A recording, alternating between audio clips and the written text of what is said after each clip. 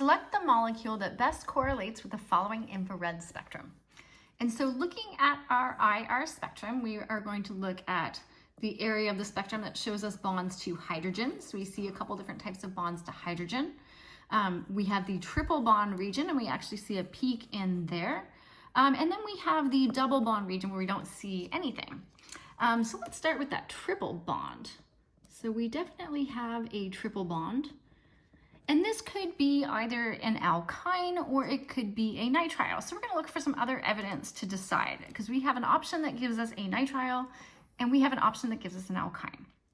So if we take a look then, let's see if we can classify these different types of bonds to hydrogen. So round about 3000 is where you see sp2 and sp3 hybridized carbon hydrogen stretches. And our dividing line between those two types is right at 3000. So below 3000 is where we see sp3 carbon hydrogen stretches. Just above 3000 is where we would expect to see sp2 carbon hydrogen stretches, and we don't have them. So noting that we don't have any sp2 carbon hydrogen would actually allow us to eliminate A right now. So we know that we're looking at B. But let's see then if we can analyze the rest of the peaks. So we still have another hydrogen on B. So we have another type of carbon-hydrogen bond that we need to see, and that is of the alkyne. And it's quite a bit higher than the sp2 and the sp3. This peak here right at 3307, that is your carbon-hydrogen stretch of your sp hybridized carbon.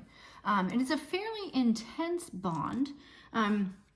So it is a little bit more intense because it is a bit more of a polar bond than sp2 or sp3. Sp hybridized carbon atoms are more electronegative.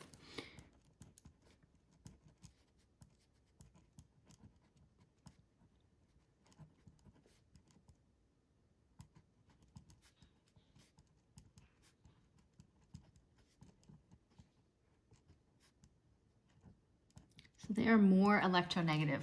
This is the exact same explanation that we have come across before when we recognize that alkynes are more acidic than alkanes or alkenes. So we're seeing that effect of that greater electronegativity here and the intensity of this bond as well.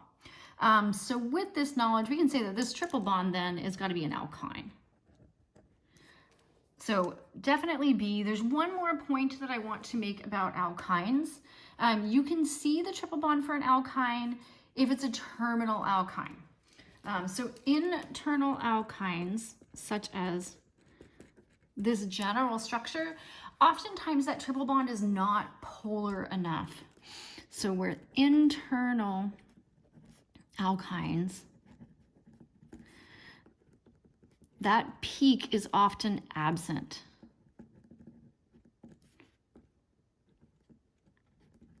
Which means that it's really difficult from an IR to see an internal alkyne.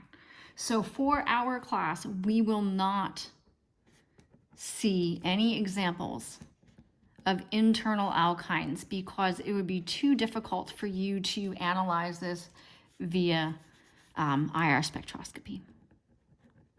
So we will not see internal alkynes in our class for IR, right? We might see it in a reaction, but you're not going to have an IR spectrum to analyze of an internal alkyne.